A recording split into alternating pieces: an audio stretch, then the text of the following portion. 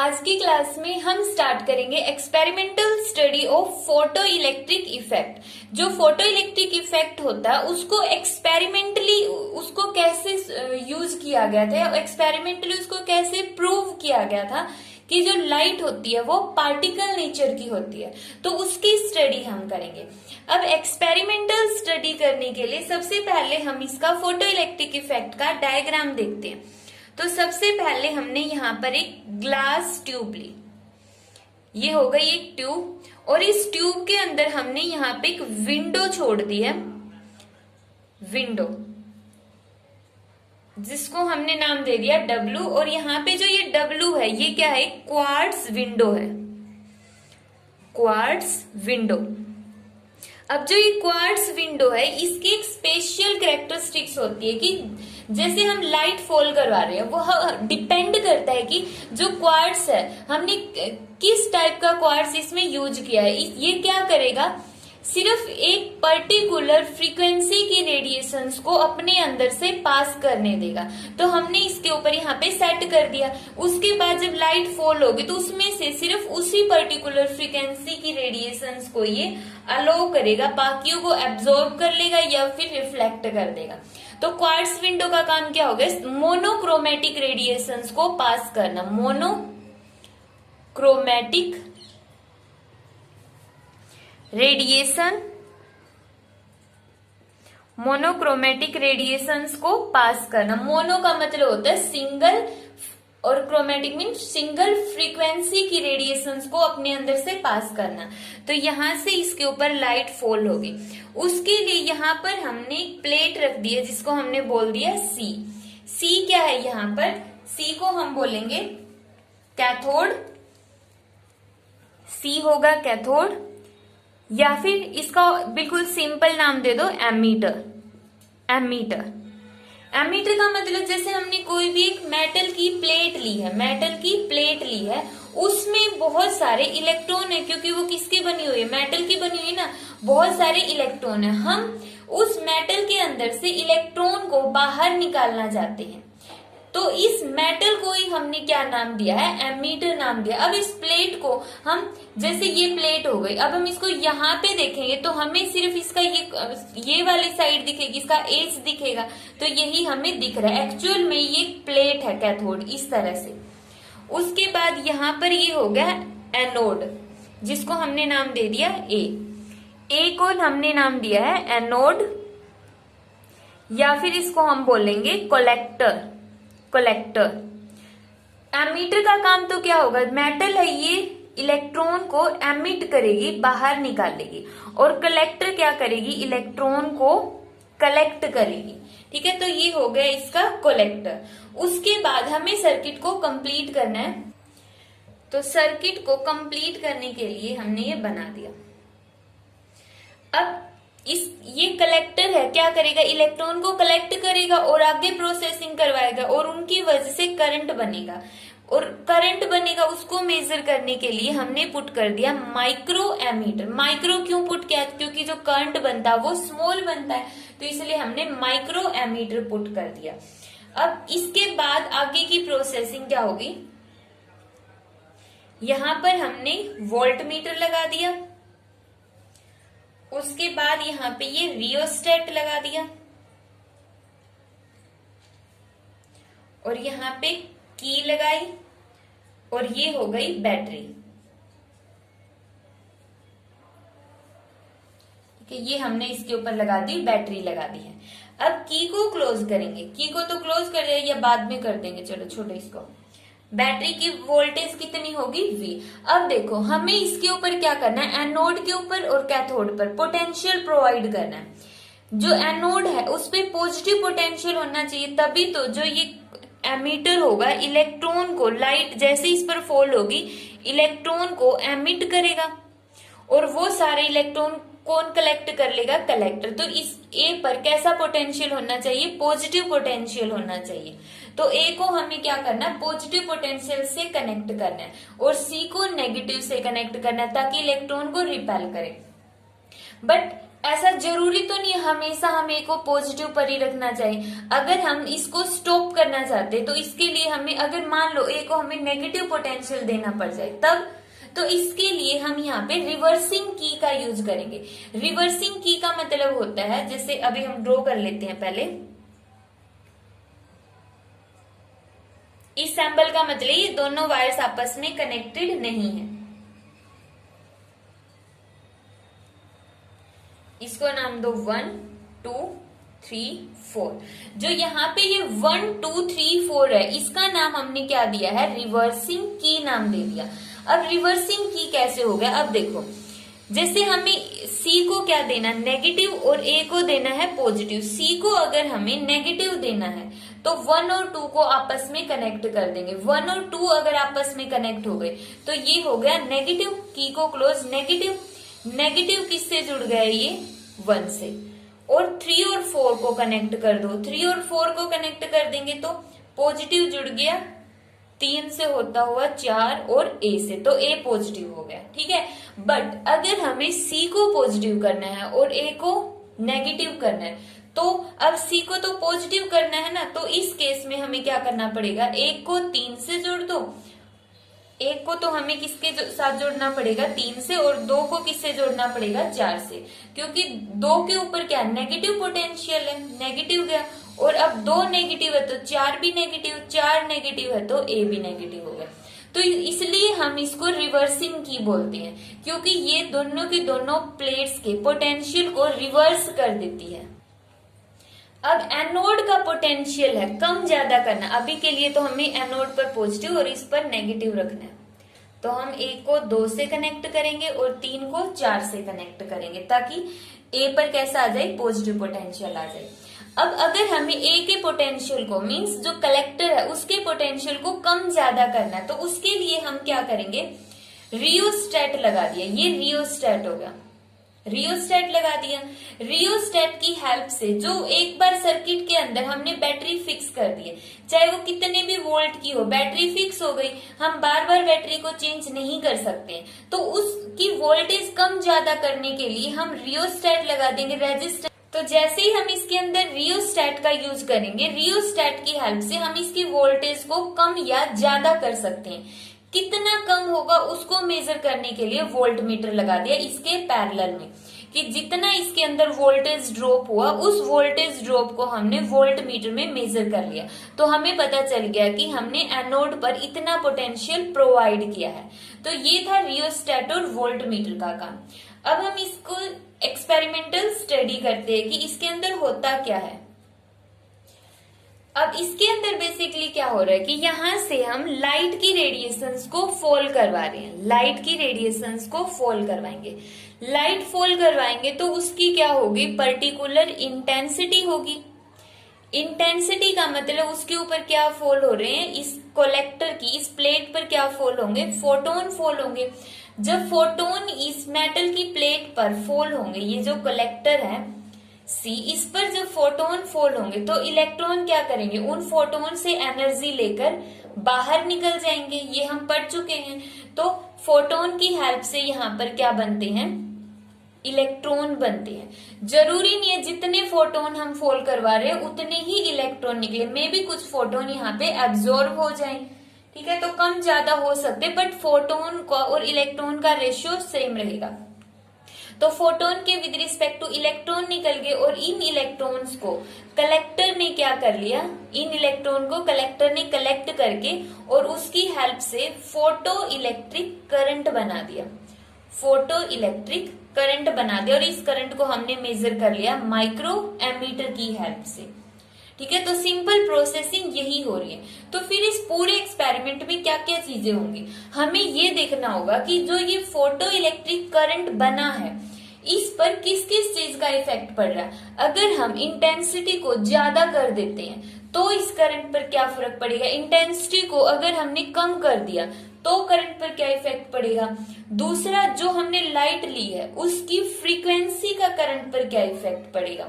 तीसरा, जो ये हम पोटेंशियल प्रोवाइड कर रहे हैं एनोड के ऊपर, इस एनोड के पोटेंशियल का इस फोटो इलेक्ट्रिक करंट पर क्या इफेक्ट पड़ता है। तो इन सभी फैक्टर्स को हमें स्टडी करना है वन बाय वन। तो सबसे पहले हम स्टार्ट करते हैं इंटेंसिटी से।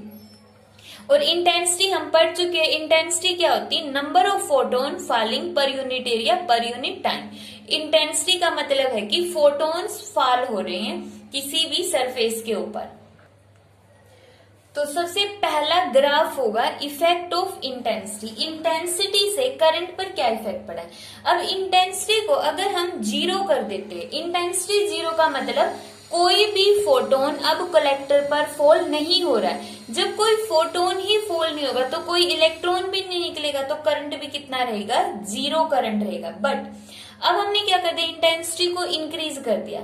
अब इंटेंसिटी को डिक्रीज या इंक्रीज करने का मतलब जैसे ये प्लेट हो गई और ये हमारे पास सोर्स हो गया। जैसे ही हम इस सोर्स की डिस्टेंस नजदीक लेकर आएंगे तो इसकी इंटेंसिटी ज्यादा हो जाएगी। जैसे ही सोर्स को हम दूर लेकर चले गए तो लाइट क्या होती है? कम होती जाती है। तो हम बोलेंगे इंटेंसिटी क्या हो गई? कम हो गई। तो इंटेंसिटी कम ज्यादा करने का मतलब सोर्स की डिस्टेंस को कम ज्यादा कर दो, तो वहां पे इंटेंसिटी कम ज्यादा हो जाएगी। तो जैसे ही हम इंटेंसिटी को इंक्रीज करेंगे, मतलब अब हम जो लाइट का सोर्स है उसको मेटल के नजदीक लेकर जा रहे हैं। जैसे जैसे वो मेटल के नजदीक जाएगा इंटेंसिटी बढ़ेगी। और इंटेंसिटी के बढ़ने से क्या बढ़ा?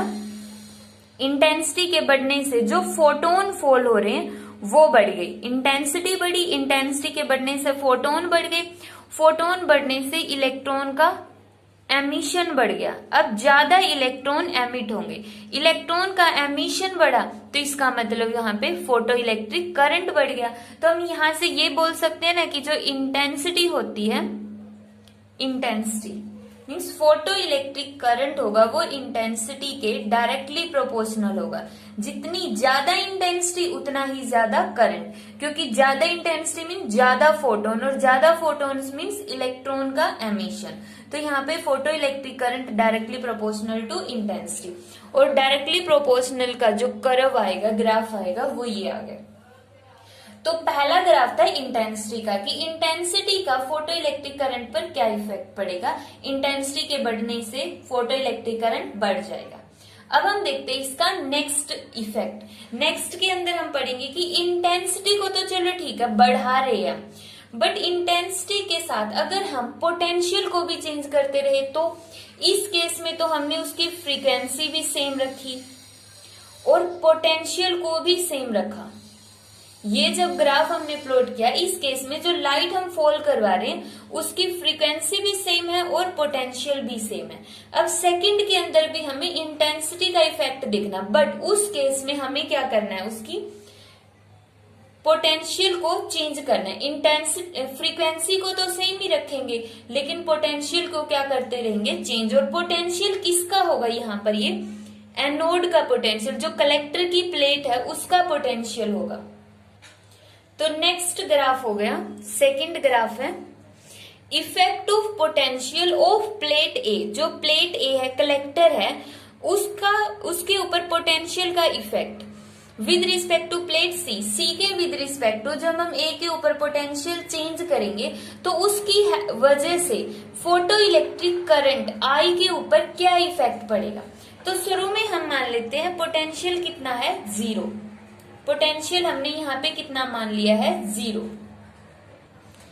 अब जीरो पोटेंशियल का मतलब क्या है? जीरो पोटेंशियल का मतलब है कि यहाँ पर हमने क्या कर दिया? कोई पोटेंशियल ही नहीं दिया, बिल्कुल ना के बराबर पोटेंशियल है। ए पर पॉजिटिव पोटेंशियल है ही नहीं।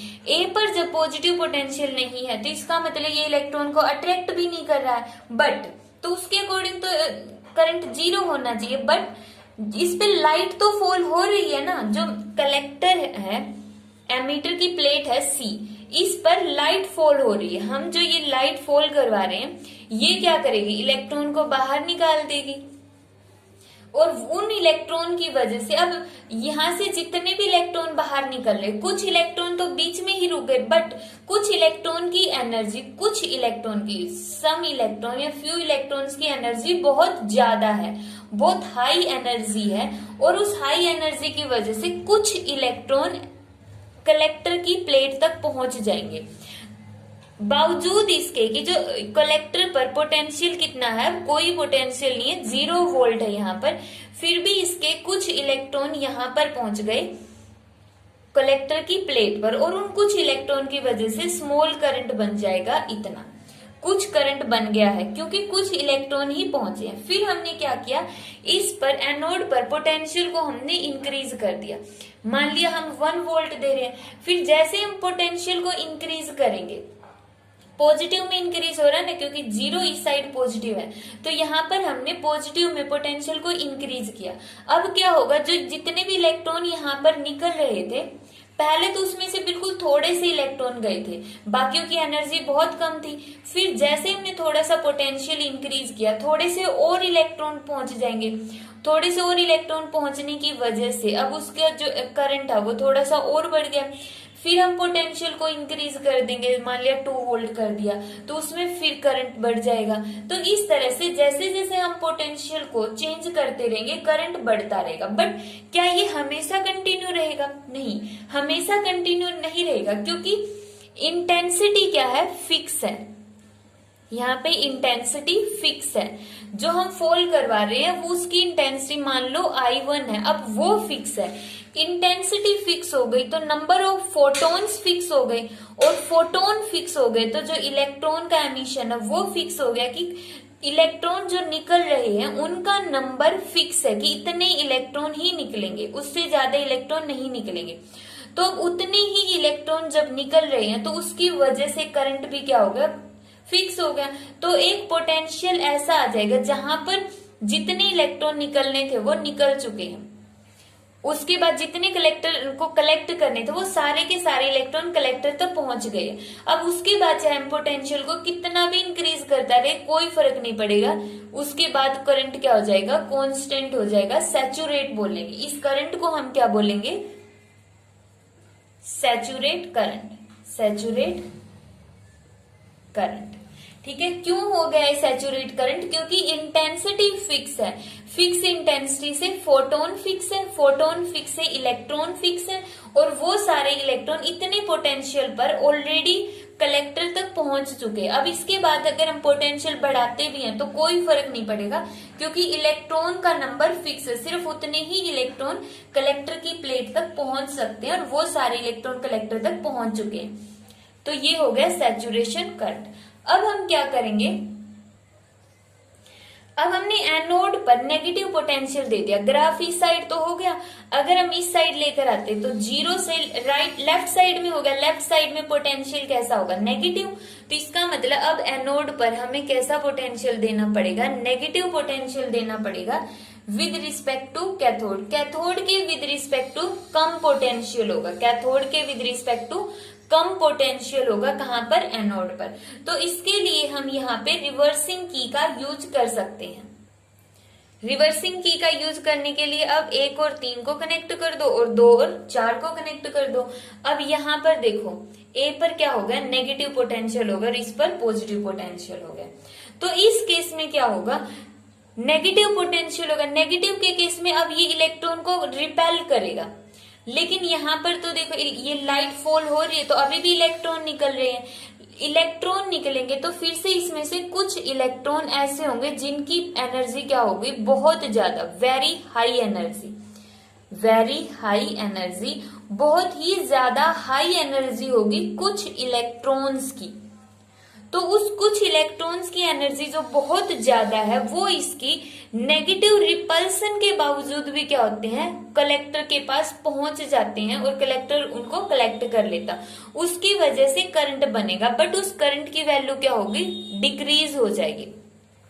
फिर हमने क्या किया, इसको और ज्यादा नेगेटिव कर दिया, नेगेटिव पोटेंशियल की वैल्यू हमने बढ़ा दी। पहले अगर -1 वोल्ट थी, फिर -2 वोल्ट कर दी, तो नेगेटिव पोटेंशियल की वैल्यू हमने यहाँ पे इंक्रीज कर दी। जैसे ही नेगेटिव पोटेंशियल की वैल्यू हम यहाँ पे इंक्रीज करेंगे तो यहाँ पर क्या होगा, जो कुछ इलेक्ट्रॉन पहुंच रहे थे अब वो भी नहीं पहुंचेंगे, अब कलेक्टर तक कोई भी इलेक्ट्रॉन नहीं पहुंच रहा, तो करंट कितना हो जाएगा, 0। तो करंट की वैल्यू कितनी होगी, 0। और जिस पोटेंशियल पर ऐसा हो रहा है उसको हम बोलेंगे -V0, -V0। और -V0 को हम बोलते हैं stopping potential, stopping potential. Stopping potential का काम क्या होगा, इलेक्ट्रॉन को स्टॉप करना, और जैसे ही इलेक्ट्रॉन स्टॉप हो गए करंट कितना हो जाएगा, 0। इलेक्ट्रॉन स्टॉप हो गए तो करंट कितना हो जाएगा, यहाँ पे 0 करंट हो जाएगा, कोई भी फोटो इलेक्ट्रिक करंट नहीं बनेगा। तो ये तो था इंटेंसिटी I1 के लिए। ठीक है, अब हम करते हैं I2 इंटेंसिटी का ग्राफ। मान लेते हैं कि I2 इंटेंसिटी ग्रेटर देन है I1 से। अब इंटेंसिटी बड़ी ली है, ज्यादा इंटेंसिटी का मतलब सोर्स को हम इसके थोड़ा सा और नजदीक ले गए, इंटेंसिटी ज्यादा है तो इसने जो फोटॉन्स निकाले वो भी ज्यादा होंगे I1 इंटेंसिटी के कंपैरिजन में।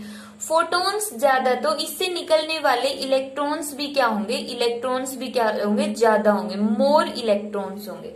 तो उसके लिए फिर से सेम ग्राफ प्लॉट करेंगे। जब पोटेंशियल कितना होगा, 0, तो 0 वोल्ट पर इसमें जो इलेक्ट्रॉन निकलेंगे पहले के कंपैरिजन में थोड़े से ज्यादा इलेक्ट्रॉन के पास एनर्जी क्या होगी, हाई होगी, इतनी हाई एनर्जी होगी। अब दोबारा से हमने ग्राफ शुरू किया ना 0 से, तो इनको चेंज कर दो पहले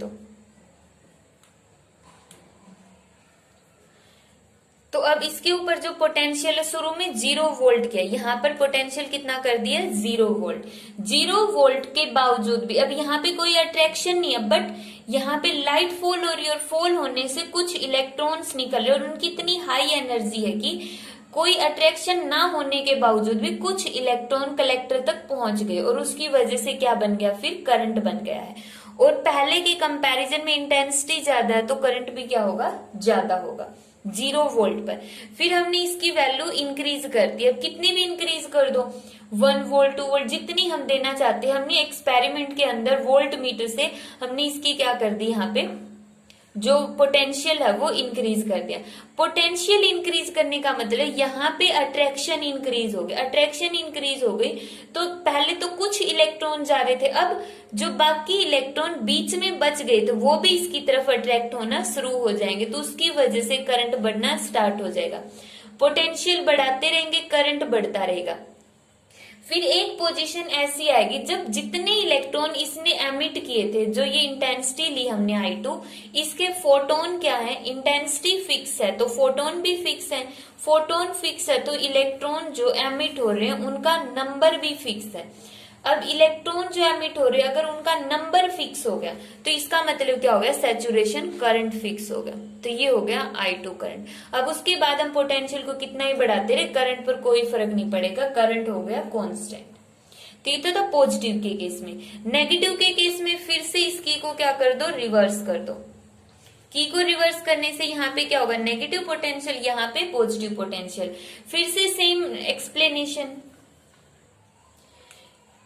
कि यहाँ पे लाइट फॉल हो रही है और लाइट के फॉल होने से इलेक्ट्रॉन निकलेंगे। अब जो ये इलेक्ट्रॉन निकल रहे हैं इनमें से कुछ इलेक्ट्रॉन्स की एनर्जी है वो बहुत ज्यादा है, वेरी हाई एनर्जी है, और उसकी वजह से रिपल्सन के बावजूद भी ये इलेक्ट्रॉन कहाँ पर चले जाएंगे, कलेक्टर के पास चले जाएंगे और उनकी वजह से कुछ ना कुछ करंट होगा। ठीक है, अब क्या ये सेम पोटेंशियल के ऊपर 0 हो जाएंगे, जैसे पोटेंशियल यहाँ पे आएगा या इसी पोटेंशियल पर करंट 0 होगा। इसको समझने के लिए हमें देखना पड़ेगा कि यहाँ पर जो इंटेंसिटी हमने ली है दोनों की फ्रीक्वेंसी सेम है, एक ही सोर्स है ये, जितनी इस यहाँ पे इंटेंसिटी I1 की फ्रीक्वेंसी है उतनी ही I2 की फ्रीक्वेंसी है, क्योंकि हम इंटेंसिटी चेंज कर रहे हैं इस ग्राफ के अंदर। फ्रीक्वेंसी क्या है, फिक्स है, फ्रीक्वेंसी फिक्स है। सिर्फ हम इंटेंसिटी कैसे चेंज करेंगे, सोर्स को इसके नजदीक ले आओ या इससे दूर ले जाओ, एक ही सोर्स है तो उसकी फ्रीक्वेंसी फिक्स है। अब फ्रीक्वेंसी फिक्स होने का मतलब है उसकी एनर्जी फिक्स है, क्योंकि एनर्जी का फॉर्मूला होता है h nu। अगर फ्रीक्वेंसी फिक्स हो गई तो उसकी एनर्जी भी क्या हो गई, एनर्जी भी फिक्स हो गई। एनर्जी फिक्स है तो क्या फर्क पड़ता है, जो ये स्टॉपिंग पोटेंशियल है, मान लो इस स्टॉपिंग पोटेंशियल ने कितना बैरियर एक्सर्ट किया है, -V0 का बैरियर एक्सर्ट किया है। अब यहाँ पे I1 इंटेंसिटी में मान लो 10 इलेक्ट्रॉन इकट्ठा हुए, 10 इलेक्ट्रॉन इकट्ठा हो रहे थे जो यहाँ पे आके रुक गए, क्योंकि उनके पास इतनी एनर्जी ही नहीं है कि इसको क्रॉस कर पाए, मतलब इसकी रिपल्सन के बावजूद भी इसके अंदर एंटर कर पाए, उनके अंदर एबिलिटी नहीं है।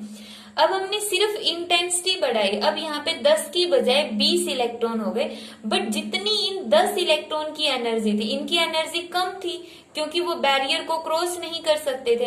अब 20 इलेक्ट्रॉन की भी तो उतनी ही एनर्जी है, वो भी बैरियर को क्रॉस नहीं कर पाएंगे। तो यहाँ पे इंटेंसिटी के बढ़ने से सिर्फ इलेक्ट्रॉन का नंबर बढ़ रहा है, इलेक्ट्रॉन का सिर्फ नंबर बढ़ा है, उनकी एनर्जी नहीं बढ़ी है। और बैरियर को क्रॉस करने के लिए उनकी एनर्जी बढ़नी चाहिए। तो इस वजह से ये जीरो सेम वैल्यू के ऊपर हो गए, इनका स्टॉपिंग पोटेंशियल क्या रहेगा, सेम रहेगा। अगर इसी तरह में थर्ड इंटेंसिटी का भी ग्राफ लेते तो थर्ड इंटेंसिटी के लिए भी स्टॉपिंग पोटेंशियल क्या रहेगा, सेम रहेगा, I3 की वैल्यू इन दोनों से बड़ी है, बट स्टॉपिंग पोटेंशियल क्या रहेगा, सेम, क्योंकि इंटेंसिटी बढ़ने का मतलब सोर्स को हम और भी नजदीक ले आए। I1 के लिए सोर्स यहाँ पर था, I2 के लिए सोर्स यहाँ पर, I3 के लिए यहाँ पर, तो हमने सिर्फ इंटेंसिटी तो बढ़ाई है, फ्रीक्वेंसी तो सेम है, फ्रीक्वेंसी सेम है, तो इसका मतलब उसकी एनर्जी सेम है, एनर्जी सेम है। तो यहाँ पे अगर हम थर्ड इंटेंसिटी के लिए यहाँ पर हमने 30 इलेक्ट्रॉन रख दिए, बट 30 इलेक्ट्रॉन भी इस बैरियर को क्रॉस नहीं कर सकते, क्योंकि बैरियर को क्रॉस करने के लिए जितनी एनर्जी चाहिए वो एनर्जी इन इलेक्ट्रॉन्स के पास नहीं है, क्योंकि एनर्जी सभी इलेक्ट्रॉन्स की सेम है, इसलिए जो स्टॉपिंग पोटेंशियल है वो सेम रहेगा। अब यहाँ पे ये चीज याद रखने की, इंटेंसिटी के बढ़ने से कोई फर्क नहीं पड़ेगा, इंटेंसिटी के बढ़ने से स्टॉपिंग पोटेंशियल सेम रहेगा सभी इंटेंसिटीज का। ठीक है, तो ये था इसका सेकंड ग्राफ। नेक्स्ट ग्राफ है effect of frequency of incident radiation. जो इंसिडेंट रेडिएशन है उसकी फ्रीक्वेंसी का इफेक्ट। अब इस केस में जैसे पहले वाले ग्राफ में तो हमने क्या किया था, फ्रीक्वेंसी को फिक्स कर दिया था, इसमें फ्रीक्वेंसी को चेंज कर दो और इंटेंसिटी को क्या कर दो, फिक्स कर दो। अब इंटेंसिटी फिक्स हो गई, आई क्या है, फिक्स है, आई फिक्स है तो मीन्स फोटोन फिक्स है, फोटोन फिक्स है तो मीन्स जो इलेक्ट्रॉन का एमिशन है वो नंबर फिक्स है, वो नंबर क्या हो गए, फिक्स हो गए। मतलब हमने कोई भी अलग अलग फ्रीक्वेंसी के सोर्स ले, उनकी जो डिस्टेंस है कलेक्टर से वो सेम रखी हुई है, हर बार हम उस सोर्स को ही चेंज कर देते, पहले रेड लाइट का लिया, ग्रीन लाइट का लिया, कोई भी सोर्स जहां से हमें फोटो एमिशन करवाना है, जिस लाइट से फोटो एमिशन हो रहा है, तो उस सोर्स की डिस्टेंस कलेक्टर से फिक्स कर दो। अब वहां पे सोर्स चेंज हो सकता है लेकिन वो डिस्टेंस क्या रहेगी, सेम। डिस्टेंस सेम मतलब उसकी इंटेंसिटी सेम, इंटेंसिटी सेम तो फोटोन सेम है और इलेक्ट्रॉन का एमिशन भी सेम हो गया। अब की बार देखते हैं कि जो स्टॉपिंग पोटेंशियल है उस पर क्या फर्क पड़ेगा। तो यहीं से स्टार्ट करते हैं। सबसे पहले पोटेंशियल कितना होगा, 0 होगा। जब पोटेंशियल 0 है तो मीन्स एनोड है वो कहां पर है, 0 वोल्ट पे रखा हुआ है। 0 पोटेंशियल पर अगर हमने रखा है तो अब भी वही जो एमीटर की प्लेट है वहां भी कुछ इलेक्ट्रॉन्स है, फ्री इलेक्ट्रॉन्स, वहां पे लाइट फॉल हो रही है, लाइट फॉल हो रही है तो फोटॉन्स फॉल हो रहे हैं और उन फोटॉन्स को एब्जॉर्ब करके इलेक्ट्रॉन तो निकल रहे हैं। कुछ इलेक्ट्रॉन ऐसे होंगे जो हाई एनर्जी के होंगे और एनोड तक पहुंच जाएंगे बिना किसी अट्रैक्शन के, क्योंकि एनोड पर 0 वोल्ट है, वो इनको अपनी तरफ अट्रैक्ट ही नहीं कर रहा है। तो कुछ इलेक्ट्रॉन एनोड तक पहुंच गए, बाकी इलेक्ट्रॉन यहाँ पे इकट्ठा हो गए बीच में, तो उन कुछ इलेक्ट्रॉन्स की वजह से इतना करंट बन गया। फिर हमने क्या किया, इसके पोटेंशियल को इंक्रीज करना स्टार्ट कर दिया। जैसे जैसे हम पोटेंशियल इंक्रीज करेंगे, तो जैसे हमने सेकंड ग्राफ के अंदर देखा था, तो यहाँ पे करंट भी क्या होगा, इंक्रीज होगा, और एक पर्टिकुलर पोटेंशियल के बाद उसकी वैल्यू क्या हो जाएगी, फिक्स, और इस करंट को हम बोलेंगे सैचुरेशन करंट। अब इसका अपोजिट कर दो, एनोड पर नेगेटिव पोटेंशियल प्रोवाइड कर दो। जैसे ही इस पर नेगेटिव पोटेंशियल आएगा तो क्या होगा, वही एक पोटेंशियल ऐसा होगा जहां पे ये इलेक्ट्रॉन रुक जाएंगे। ये ग्राफ की एक्सप्लेनेशन हम समझ चुके हैं। आई मीन्स यहाँ पर जो इंटेंसिटी वो तो सेम है, फ्रीक्वेंसी मान लो ν1 फ्रीक्वेंसी है। अब हम दूसरी फ्रीक्वेंसी लेते हैं ν2, जिसकी वैल्यू ग्रेटर देन है ν1 से। ये ग्राफ की एक्सप्लेनेशन सेम रहेगी जो हमने फर्स्ट ग्राफ पहले सेकंड ग्राफ के अंदर पढ़ी थी, वही एक्सप्लेनेशन है। अब यहां से अब देखते हैं, अगर फ्रीक्वेंसी ज्यादा है, अब हमें पता है अगर फ्रीक्वेंसी इंक्रीज होगी तो एनर्जी भी इंक्रीज होगी। क्यों? क्योंकि एनर्जी का फॉर्मूला है एच न्यू। तो फ्रीक्वेंसी बढ़ गई तो इसका मतलब उसकी एनर्जी बढ़ गई। तो यहाँ पे क्या होगा, पहले जो कुछ इलेक्ट्रॉन निकल रहे थे अब क्या होगा, उससे थोड़े से ज्यादा इलेक्ट्रॉन यहाँ पर पहुंचेंगे, क्योंकि पहले में से तो सिर्फ कुछ ही इलेक्ट्रॉन ऐसे थे जिनकी एनर्जी इतनी थी कि वो ए तक पहुंच पाए। अब थोड़े से और इलेक्ट्रॉन ऐसे होंगे, क्योंकि अब की बार जो लाइट फॉल करवा रहे उसकी खुद की एनर्जी ज्यादा है।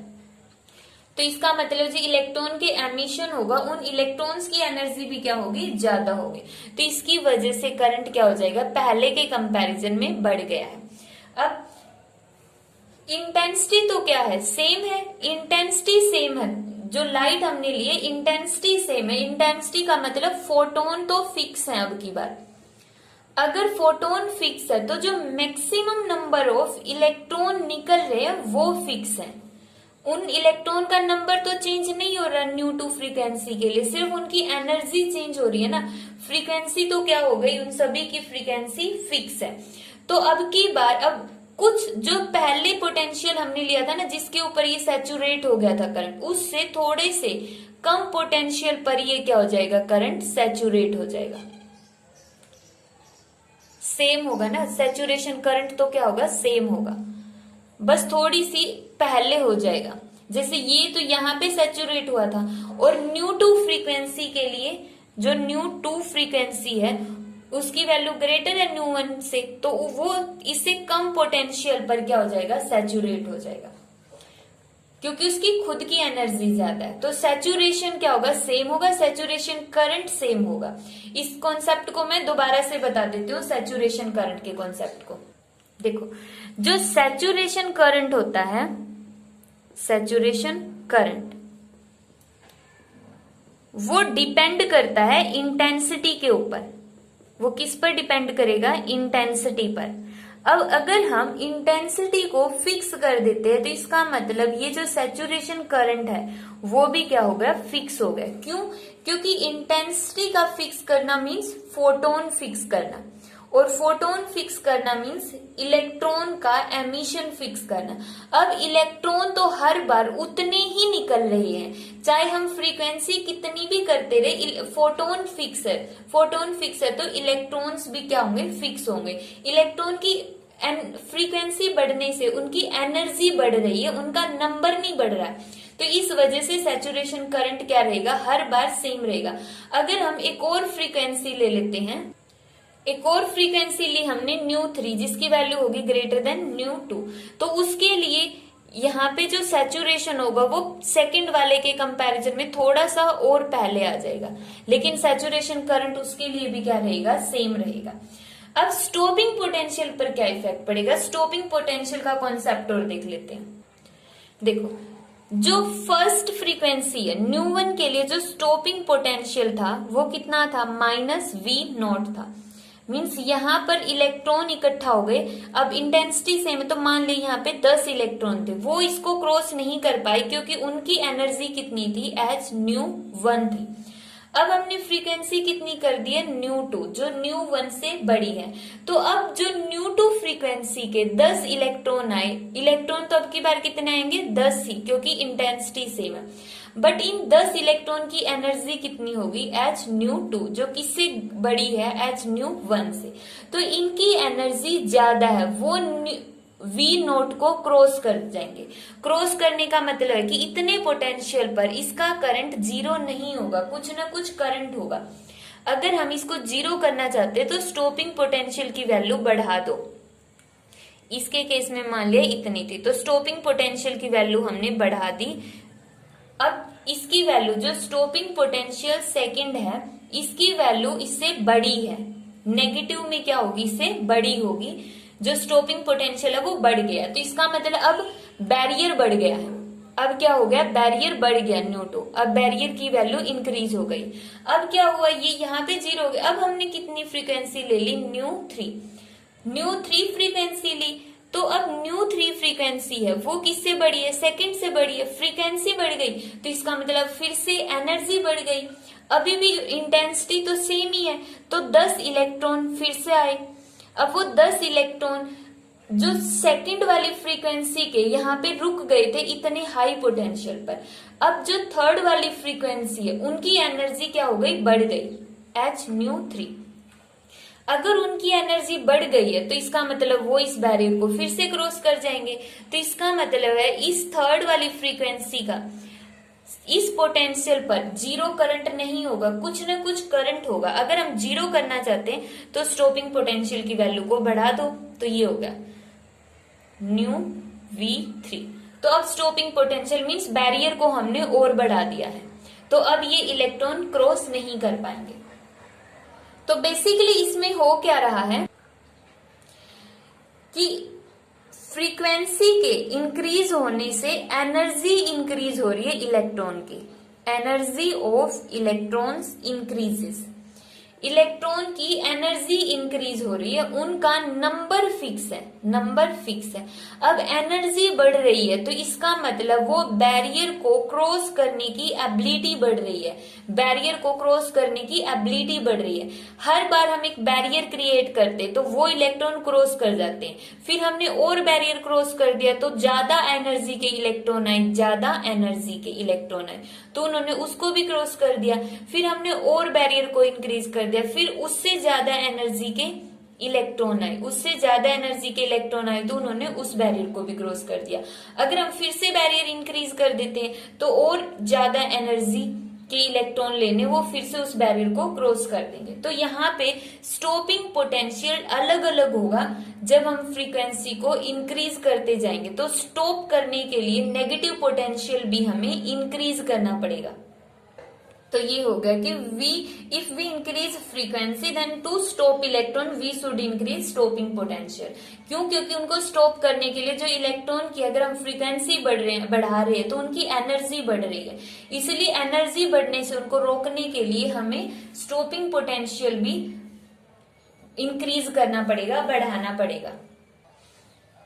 तो स्टॉपिंग पोटेंशियल की डेफिनेशन क्या होगी? The minimum negative potential given to the plate A, जो कलेक्टर की प्लेट है उस पर जो हमने कम से कम नेगेटिव पोटेंशियल दिया है with respect to plate C के with respect to at which the photo electric current becomes zero, जहां पर जो फोटो इलेक्ट्रिक करंट है वो कितना हो जाए? जीरो हो जाए, तो उस पोटेंशियल को हम बोलते हैं स्टॉपिंग पोटेंशियल या फिर कट ऑफ पोटेंशियल। तो इस केस में जो हमने कहा था कि बैरियर है कितना है, -V0 का, जो स्टॉपिंग पोटेंशियल का बैरियर जो इलेक्ट्रॉन को यहाँ पे क्या कर देता है?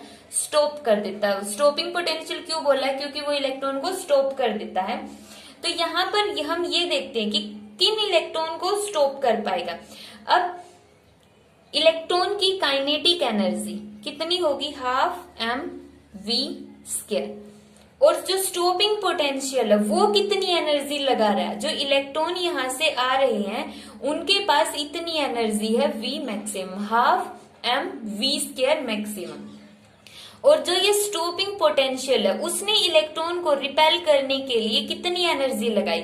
इलेक्ट्रॉन को रोकने के लिए ये कुछ ना कुछ वर्क डन करेगा, कुछ वर्क डन करेगा। और वर्क डन का फॉर्मूला क्या होता है? Charge multiply by potential. Charge की वैल्यू कितनी है इलेक्ट्रॉन पर? E, और पोटेंशियल कितना है? V0।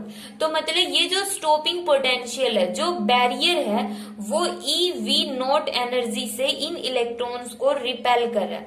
इलेक्ट्रॉन आ रहे हैं 12 mv maximum square, kinetic energy से, मैक्सिमम काइनेटिक एनर्जी से इलेक्ट्रॉन आ रहे हैं और बैरियर उनको रोकने के लिए इतनी एनर्जी लगाता है उनसे अपोजिट डायरेक्शन में। तो यहाँ पे हम बोलेंगे 12 mv² मैक्सिमम किसके इक्वल होगा? EV0 होगा, EV0 के इक्वल होगा। तो ये था फोटो इलेक्ट्रिक इफेक्ट। अभी ये कंप्लीट नहीं हुआ है, इसके अभी 2 ग्राफ हो रहते हैं, उसको हम नेक्स्ट वीडियो में देखेंगे। और अगर कोई पॉइंट समझ में नहीं आया तो दोबारा से सुन के इसको अच्छे से समझना है, अच्छे से सारे कॉन्सेप्ट क्लियर होने चाहिए।